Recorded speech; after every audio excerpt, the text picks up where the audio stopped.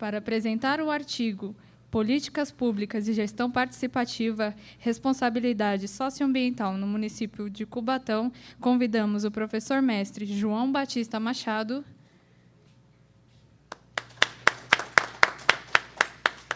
e o professor doutor Lincoln Júnior.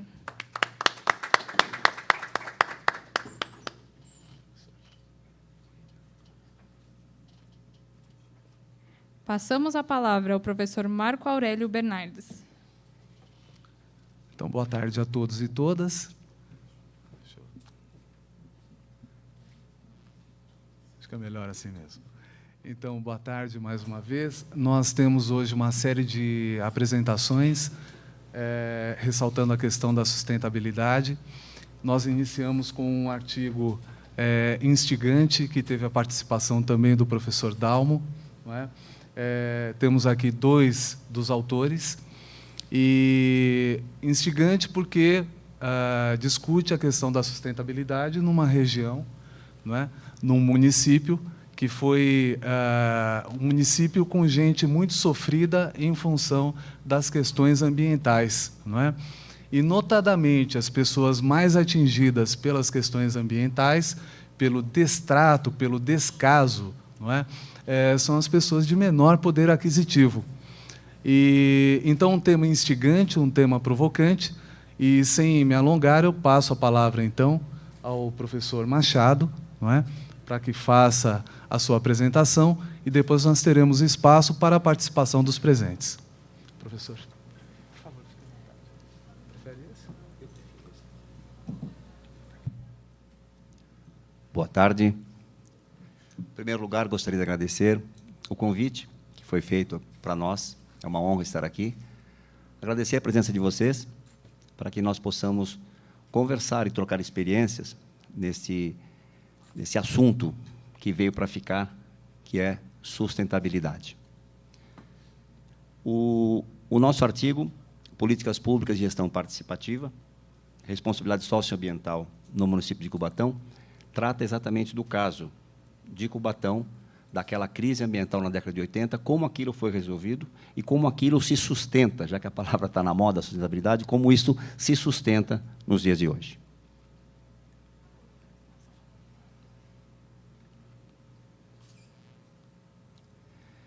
Nós examinamos, então, o que foi feito, as medidas implementadas, e para controlar os índices de poluição, para resolver os problemas ambientais seríssimos que tinham na região, e como eles se mantiveram e como eles se mantêm nos dias de hoje.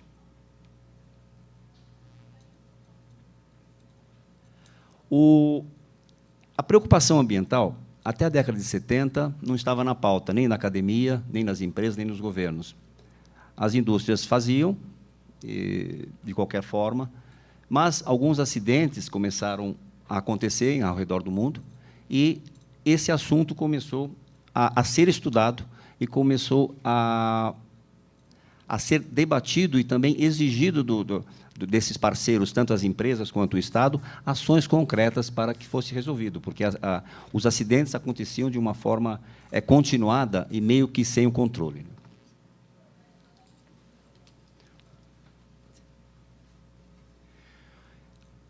Rapidamente, aqui nós vamos passar a evolução do conceito.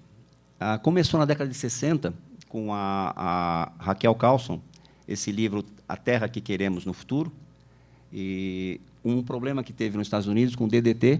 Ela foi a primeira pesquisadora que levantou isso, e, a partir daí, tivemos uma série de ações, uma série de encontros, 68, 72, em 83, tratando já de uma forma sistematizada e de uma forma com ações concretas para que esse conceito, que até então estava distante, passasse a ser entendido como uma realidade a ser tratada de uma forma séria, porque estava saindo do controle, né?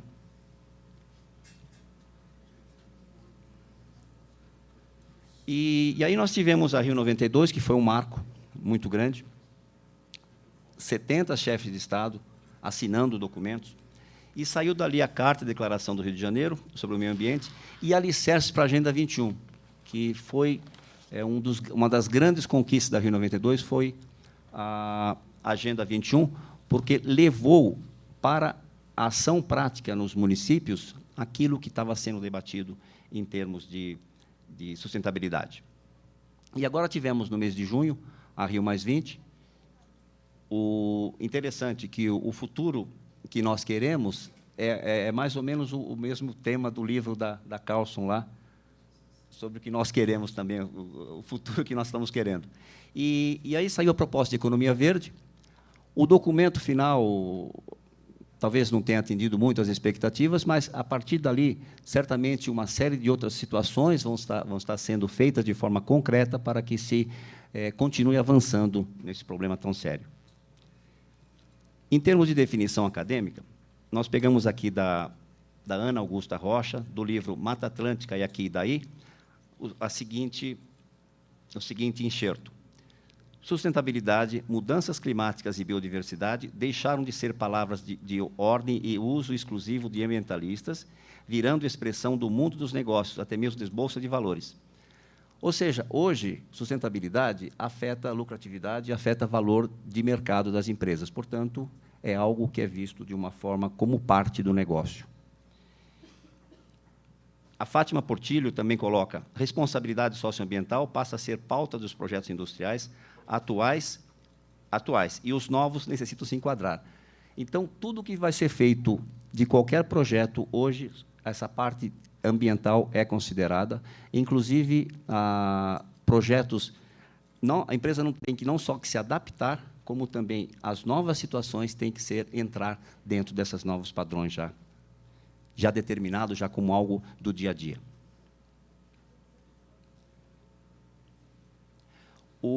Interessante, os ciclos econômicos e a questão ambiental. O Brasil, nós começamos já lá do ciclo do pau-brasil, já começamos a desmatar, né? Então, é um problema que não vem aqui desse século, é um problema que já vem lá. Cana-de-açúcar, desmata-se para plantar. Ciclo do ouro, ciclo do café e da borracha. E o primeiro ciclo industrial no Brasil mostra, e também não era a preocupação, que a questão ambiental em nenhum momento era considerada. Então, o desmatamento nosso de Mata Atlântica começou lá atrás, né? Começou em 1500 e a chegada dos primeiros colonizadores nossos. Cubatão. Por que o polo petroquímico feito em Cubatão? Primeiro, que tem muita água. O tipo de indústria exige muita água, a região tem muita água. A parte logística, escoação da produção, de produção e recebimento de matérias-primas através do Porto de Santos, via Anchieta e também a estrada de ferro. Além disso, nós tivemos, em 1950, o aumento da capacidade da usina Henry Borden e a instalação da COSIPA e da refinaria da Petrobras. A refinaria da Petrobras, que produziu a matéria-prima para que o polo petroquímico fosse estabelecido na região. Então, 20 indústrias químicas e petroquímicas se estabeleceram na sequência, logo após a instalação da refinaria da Petrobras. Cronologia ambiental de Cubatão. Começamos em 22 com a primeira indústria, que foi a Santista de Papel. Depois vem vindo até 76, tem aqui a 55 a Petrobras. Em 76, já tivemos uma lei 997, regulamentada no decreto 8468, já cuidando de poluição. 83, o início do programa, de uma forma mais efetiva, onde 320 fontes de poluição foram atuadas pela CETESB, em 110 plantas, ou seja, em 110 indústrias, 320 fontes de poluição foram atuadas. Aí, em 84, o grande acidente que nós tivemos lá, na Vila Socó, onde 93 pessoas perderam a vida e mais 2.500 pessoas ficaram desabrigadas. E o New York Times deu o título que Cubatão traz até hoje, né, de o Vale da Morte. Isso cunhou a cidade, isso ainda está presa ainda, mesmo com todas as ações feitas, essa imagem está contaminada ainda lá com Cubatão. Mas o programa foi tão bem feito que, em 92, a ONU já conferiu o título da cidade como o símbolo de exemplo de recuperação ambiental. Em 10 anos, praticamente, uma situação que era complicada, ela já estava resolvida, e a ONU reconhecendo como cidade símbolo. E agora, em 2008, 25 anos de recuperação ambiental, e a volta do Guará Vermelho. E, quando eu vi o nome Guará Vermelho, eu imaginei que fosse um lobo, né? Mas não é um lobo. Entrando aqui na gestão pública participativa, até a década de 80, década de 90, esse assunto não se debatia, a sociedade não participava dos processos políticos, dos processos de políticas públicas. E, a partir daí, esse assunto entrou na pauta e hoje já faz parte das gestões aí, né? E Francisco de Oliveira, no livro Poder Local e Gestão Pública, o que há de novo, nós pensamos o seguinte trecho: as experiências de participação na gestão pública se multiplicam nos anos 90, fazendo aparecer um novo modelo de administração pública participativa, onde os cidadãos tomam parte nas decisões políticas. Ou seja, o cidadão é chamado a participar também na elaboração daquilo que vai afetar as suas próprias vidas, né? Hoje, nós falando, parece que é uma coisa tão comum, mas, na época, foi algo de um grande avanço. Gestão pública participativa em Cubatão. Esse modelo tripartite foi aplicado lá para resolver o problema. Tivemos ali a empresa, tivemos o poder público nas esferas federal, estadual e municipal, e a população trabalhando em conjunto, a sociedade civil, para que aquela situação fosse resolvida. Partindo agora para os resultados. Emissões atmosféricas. Emissões atmosféricas é aquilo que nós vemos sair, que são as fumaças, são as partículas. Tem alguns índices aí que foram, basicamente, quase que eliminados, como o material particulado, que são as pequenas partículas que são lançadas, fluoretos, por exemplo, quase totalmente eliminados, em função dos programas que foram realizados. Efluentes líquidos. Efluente líquido é a água que se usa no processo. E como a indústria petroquímica usa muita água, era um problema sério, porque a água ela é captada limpa e ela era lançada com resíduos. Então, o processo que vivenciou Cubatão permitiu uma redução de 28% na captação, ou seja, está se captando menos, e está se reutilizando mais, 65% de reuso, ou seja, além de estar se reduzindo a captação, está se usando mais a mesma água. E aquela que é lançada, ela já está sendo lançada com qualidade, para que não possa contaminar, porque Cubatão tem os mangues, né? Aquilo, no passado, estava bastante afetado. Resíduos sólidos. Resíduos sólidos são o subproduto do processo, em que normalmente ficam aquelas pilhas enormes, né? E hoje já está a redução de bastante, e também se reutilizando mais, ou seja, eles estão se tirando mais da mesma matéria-prima, inclusive reutilizando, através de reciclagem, aquilo que antes era descartado. Recuperação ambiental na região não foram só em termos de índices. Recuperação da Serra do Mar, que teve momento que ela começou a desmatar, começou a ter, inclusive, deslizamentos. Recuperação da qualidade das águas do rio Cubatão, que aquele ecossistema ali de mangue depende muito de água. Eliminação de estados críticos de ar. Hoje a gente quase não ouve mais, mas aquela situação, estado de emergência, estado de alerta, redução de acidentes ambientais e a remediação também de áreas previamente contaminadas. Cenário atual. O polo de Cubatão é interessante porque é o único polo brasileiro onde tem uma refinaria e uma siderúrgica. Então, 54 indústrias no polo, gerando 30 mil empregos diretos. Então, o polo petroquímico é importante naquele entorno. Para nós termos uma ideia, o investimento nos 25 anos aí do programa, de 83 a 2008, foi da ordem de $1 bilhão em equipamentos para se controlar a poluição e também em equipamentos para modernizar o processo produtivo. Então, foram duas mãos, uma para controlar a própria emissão e outra em melhoria de tecnologia. E hoje, como subproduto também, na prefeitura tem uma Agenda 21 muito bem estruturada e funcionando de uma forma bastante a contento. Uma foto aqui para nós compararmos, aqui 83, como era e como está. Olha a Serra do Mar, a gente percebe que os deslizamentos ali. E essa foto de 2008 já mostrando aqui já o ar, que antes, quando nós passávamos ali em Cubatão, aquilo era uma, não sei se vocês se lembram, era uma névoa. Eu me lembro que era garoto, aquele fogo ali da refinaria, para nós era uma brincadeira ficar olhando o fogo, né?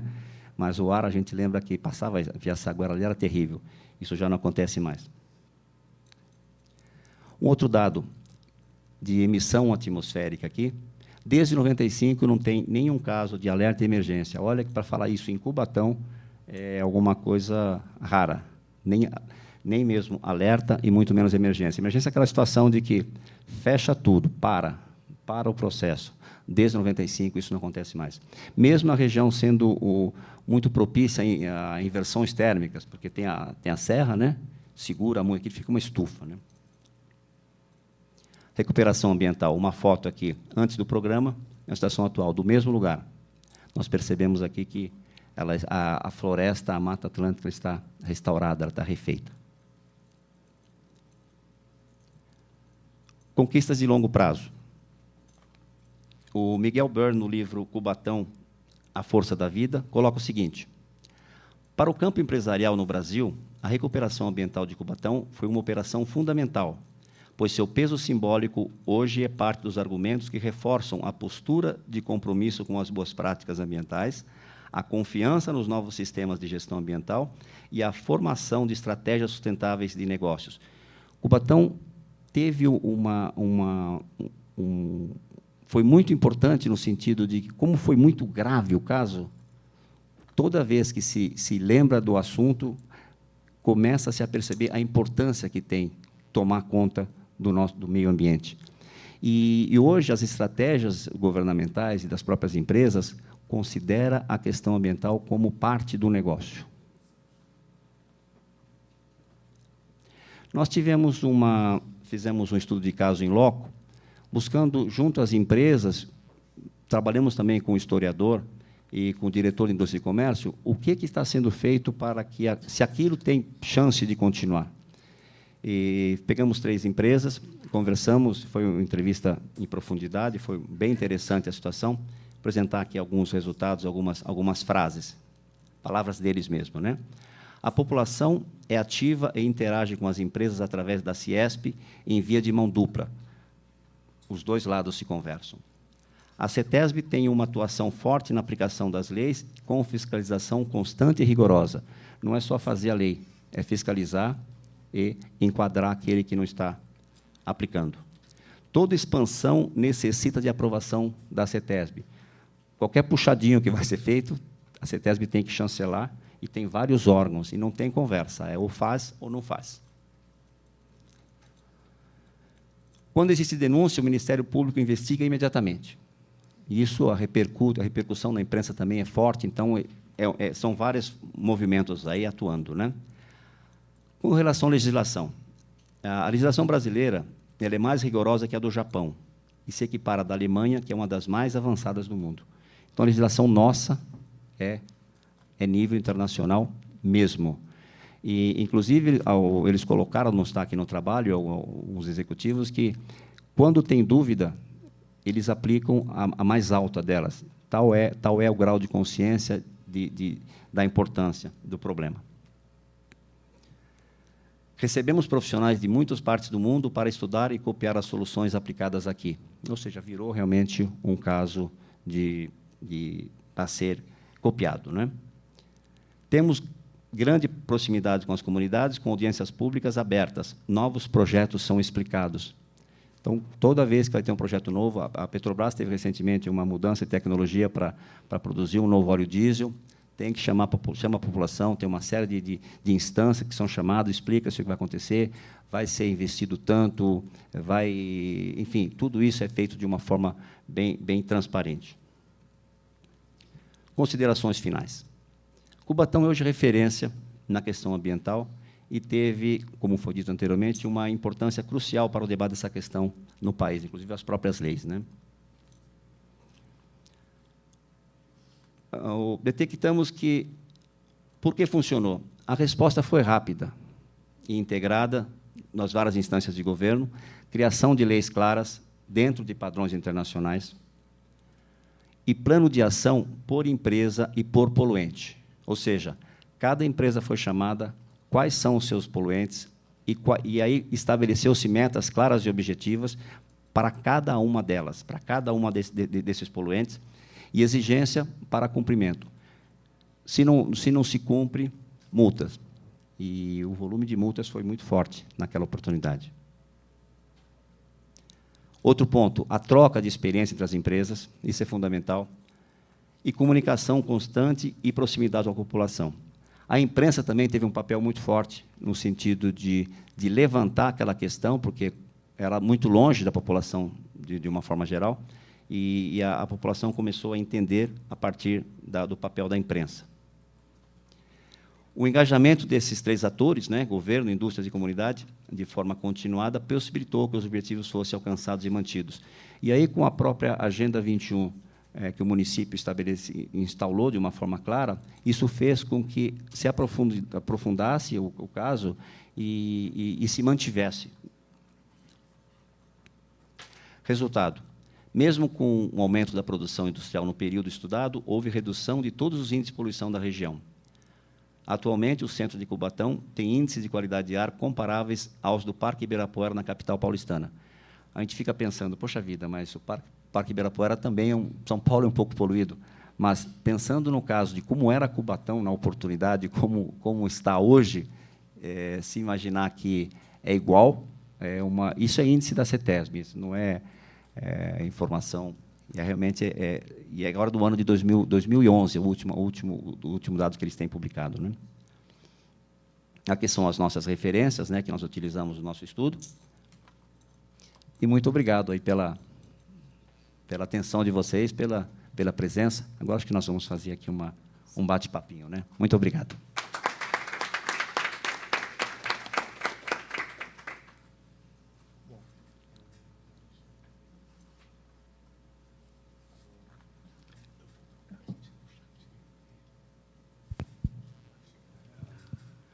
Então, muito bem. Nós vamos, antes até de perguntar aos presentes sobre alguma contribuição, eu gostaria de saber do professor Lincoln se ele tem algo a contribuir aí nessa apresentação da qual ele participou. Bom, professor, quer falar aqui? Obrigado pela lembrança, não é? E trabalhamos juntos, mas o grande mérito é do professor Machado. Eu apenas dei alguns palpitezinhos, né? Mas ele... É o seguinte, é um tema dos nossos dias, não é? E eu sempre digo o seguinte, quando ele diz que há uma parte da população, em Cubatão e em outras partes, nós verificamos isto. Agora, o importante é que um trabalho acadêmico ele seja colocado numa linguagem para que a população possa entender. Quer dizer, o trabalho sempre tem todas as normas acadêmicas, a rigidez acadêmica, mas a linguagem precisa ser uma linguagem que o grande público entenda. Por isso existe a nota de rodapé, não é? Porque isso é uma tradição, não é? Diz que a última pessoa que entendeu de tudo, de todos os conhecimentos da sua época, foi São Tomás de Aquino, e isso aqui está muito longe, né? Então, precisamos colocar, porque muitas vezes nós reclamamos, a população não participa. Sim, para participar eu preciso entender, eu preciso ver, entender o que está acontecendo. Então, o trabalho acadêmico, o estudo, etc., a participação, como houve em Cubatão e está havendo em outras partes, é justamente que o trabalho acadêmico não fique apenas para os acadêmicos, porque, senão, ele está fadado a ser mais uma pesquisa colocada em prateleiras. Ou, então, que se faça daquele trabalho um apanhado para que o grande povo, ou melhor, para que o grande público, para que todos nós entendamos. porque nós podemos entender um pouco daquilo que nós estamos vendo, estudando, mas temos que ver, entender uma linguagem para leigos, e em muitos assuntos nós somos leigos, como é este caso. Ainda ontem, essa semana, ou semana passada, eu li o termo relacionado, por exemplo, à agricultura, em que não há adubos, etc., etc.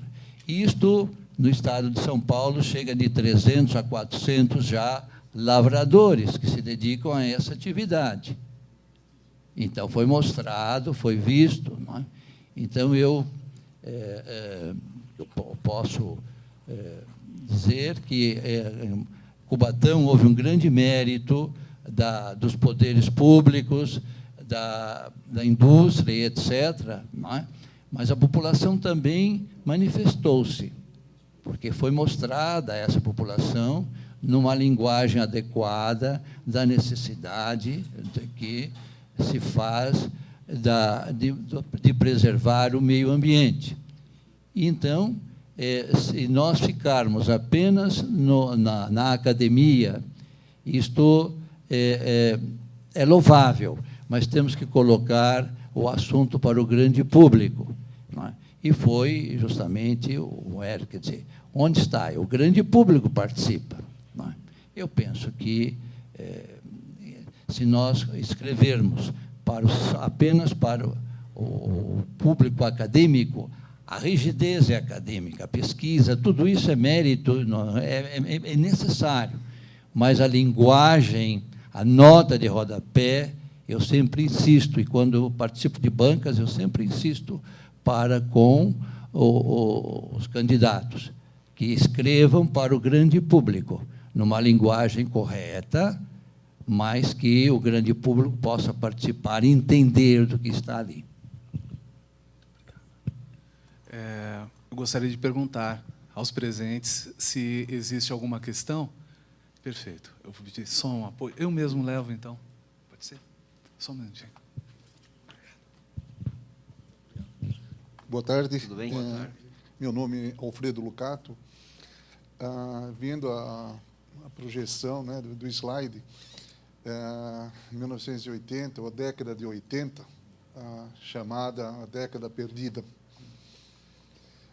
Tivemos, infelizmente, né, esse incidente, e gostaria de lembrar também que um ano depois do acidente, o incidente em Cubatão, nós tivemos o terrível acidente nuclear em Goiânia.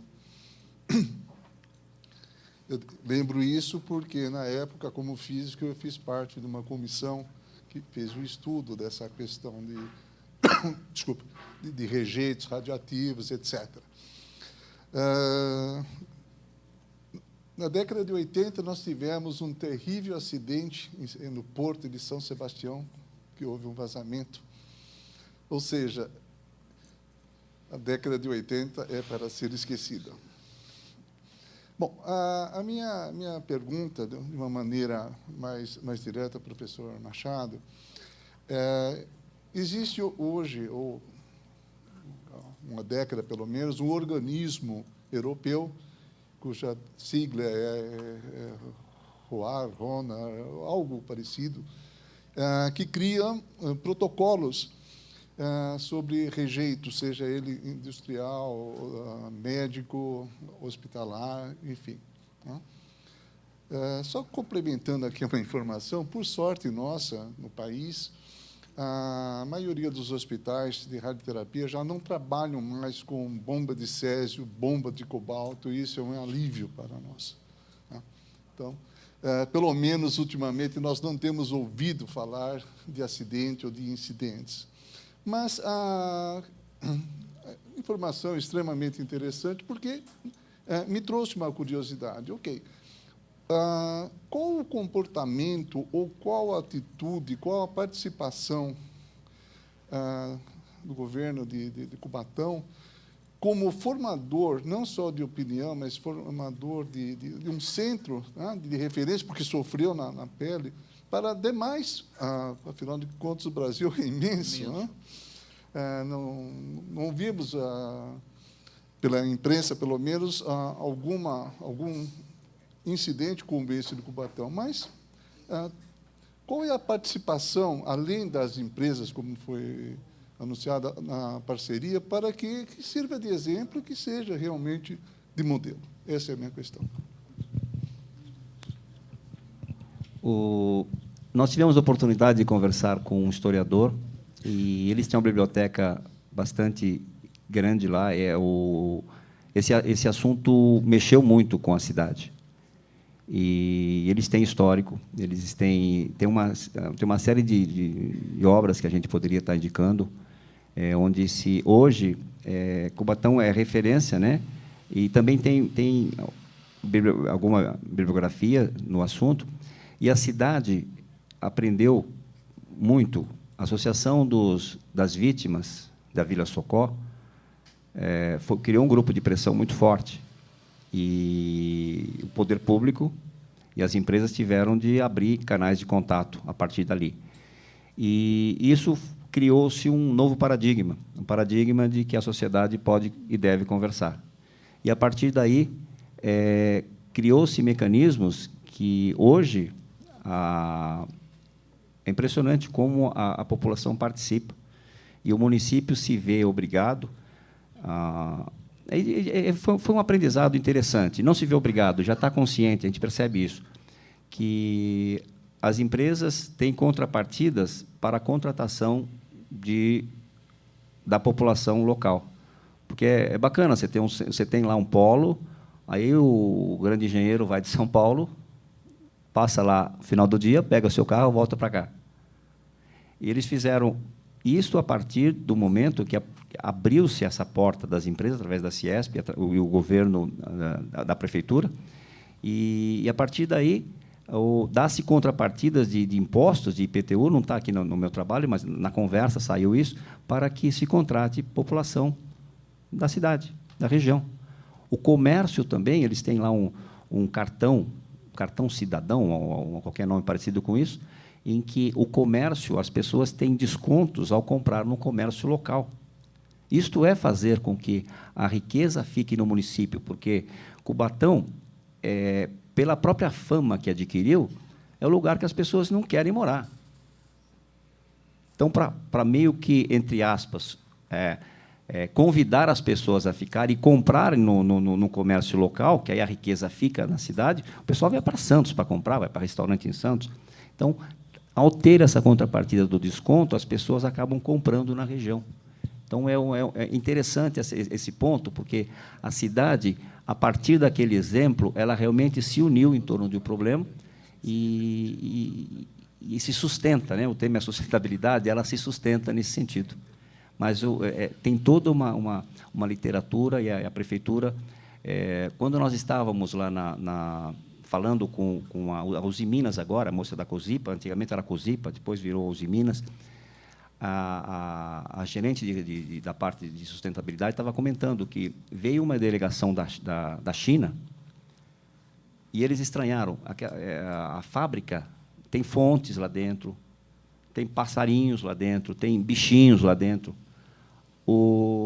A delegação chinesa falou para ela: como é possível ter uma indústria com pássaros, com bichos, e com lagos, e com peixinhos, e com... nós temos aqui. Vocês percebem que o problema gerado lá fez com que uma série de ações fossem feitas por Estado e pelas empresas para que não só resolvesse, como você percebesse a importância do problema, que é um problema que todo mundo está envolvido, não é? Naquela história de é com você, é com todo mundo. É a empresa, é o Estado e a sociedade, porque, na verdade, os atores, apesar de serem distintos, todo mundo parte da solução do problema, né? Atendi a sua... Muito obrigado. Só complementar, o modelo de Cubatão, ele podemos dizer que é um protocolo um exemplo para as demais cidades do país? Camaçari, por exemplo, na Bahia, adota... Eu não tenho essa informação, sim, mas eu posso dizer que o modelo e as práticas que foram feitas ali, elas estão disponibilizadas e elas realmente são essa conversa, essa necessidade da empresa, Estado participar e a população também é algo que é bastante copiado. O senhor tem alguma notícia? Porque no caso específico, o Cubatão foi uma ação corretiva. E espero que outras localidades hoje façam a preventiva, né? Para que não volte. O senhor tem notícia a respeito? Como nós falamos, atualmente no Brasil, as leis ambientais nossas aqui, elas são rigorosas. E elas estão em nível de padrão de Alemanha, que é uma das mais rigorosas do mundo. Então, qualquer projeto que se vai fazer, você precisa de ter as licenças todas. E não são poucas, e é necessário dessa forma. Caso contrário, não se faz. Então, nesse sentido, o Cubatão também ajudou nesse lado de que criou-se, dado a gravidade do caso, aquele alerta. Pessoal, se nós não fizermos, vai acontecer de novo. E aí a legislação nossa, e não tem muita conversa, ou você faz aquilo ou você não faz. Para se ter uma ideia, uma expansão, a fábrica, todas as plantas, elas têm lá um número X de emissão que ela possa fazer. Imagina que seja 100. Se ela vai fazer uma outra planta, ela precisa fazer de tal forma que ela continue com 100. Vocês entenderam o ponto? Ou seja, se eu vou fazer uma nova fábrica do lado da minha fábrica, eu preciso melhorar meus processos, eu fecho uma parte, porque eu só posso emitir 100. Então, isto faz com que o modelo lá se sustente. E, nesse sentido, também, a própria legislação acaba criando jurisprudência e passa a ser lei. Então, a partir de agora, as empresas todas precisam obedecer isto. Então, nesse sentido, mesmo não sendo um protocolo, acaba sendo um exemplo muito útil, porque criou-se as leis às quais todos têm que se enquadrar. Professor Bogato, né? Bogato, né? Lucato. Complementando o que diz o professor Machado, é o seguinte: a influência de Cubatão para que não haja novo desastre em São Sebastião, etc. Quer dizer, isto aí, quem sabe, para uma próxima, porque é a segunda parte da pesquisa, quer dizer, ela está sendo levantada, mas não está sendo exposta, quer dizer, ela não se está percebendo, quer dizer, Goiânia, etc., quer dizer, então, sabe-se disso, obrigado pela lembrança, né? Isso fez bem a minha alma, né? A gente lembra, né? Então, estamos costurando para ver realmente o exemplo. O senhor, ele citou o caso da missão chinesa, que esteve aí, etc., etc., né? Então, nós estamos recolhendo o material para ver realmente, a partir de São Sebastião, quais os locais, Camaçari, São Sebastião, etc., etc., que houve uma influência de facto, não apenas a lei, porque a legislação o senhor sabe que existe, não é? Mas já dizia o velho Getúlio Vargas, a lei, ora a lei, né? Quer dizer, então, essa pergunta do senhor, se o senhor ficamos a dever-lhe, porque não está pronta a resposta. Quer dizer, mas ela está a caminho. Quer dizer, o caminho é ver, quer dizer, a partir de Cubatão, realmente o que está acontecendo, não é? Quer dizer, a região aí, Vale do Paraíba, etc., cidades industriais, quer dizer, então está realmente, está sendo pesquisado. Então eu peço ao senhor paciência. E o senhor pode colaborar, né? Por quê? O senhor? É que nós estamos trocando Sim. ações reativas por atitudes proativas. Sim. E isso eu acho que é um grande caminho, já é um grande passo, porque é lógico. É uma característica, não sei se do nosso povo de uma maneira geral, né, mas eu acho que eventos como esse que nós estamos participando deveriam ser multiplicados aí. Sim, não sei se o senhor concorda, porque justamente precisa dar ao povo uma linguagem não acadêmica.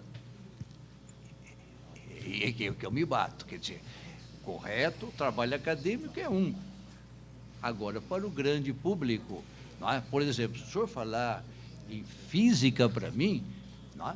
Eu ainda sempre brinco com o professor Davi Goldman, né?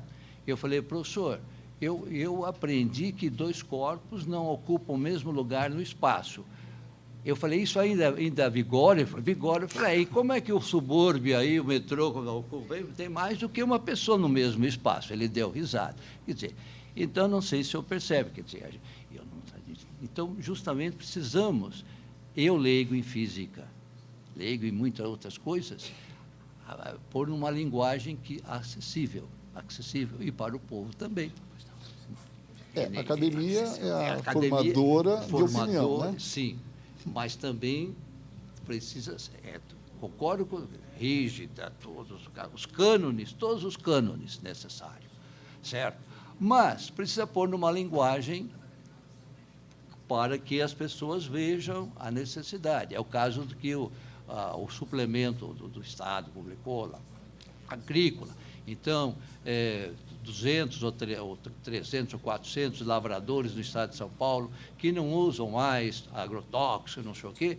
Quer dizer, foram lá, explicaram, disseram, mostraram, ver os prós e contras. Não sei se eu concordo. Quer dizer, professor, desculpa estar me estendendo, mas imagina. É um assunto que realmente me fascina. E a mim também. Então, estamos no mesmo barco. O Estado de São Paulo hoje produz a indústria sucroalcooleira. Sim. Sozinho o Estado de São Paulo, mais do que Cuba inteira. Certo, né? Então, sim. Eu fico pensando, ótimo, nós temos aí a combustível alternativo, etc, etc. E o que vamos fazer com o vinhoto? É lógico. O vinhoto, trabalhei em Catanduva, a faculdade lá era um Deus nos acuda. À noite ninguém não podia dormir. Tal era o perfume. Mas é isto aqui que o senhor...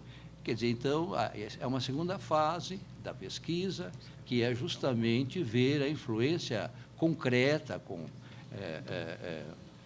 dados, etc., etc., de locais, né, em que houve, a partir de Cubatão, realmente, né, foi realmente a influência, o exemplo, mas isso aí, o senhor precisa ter paciência, como nós também.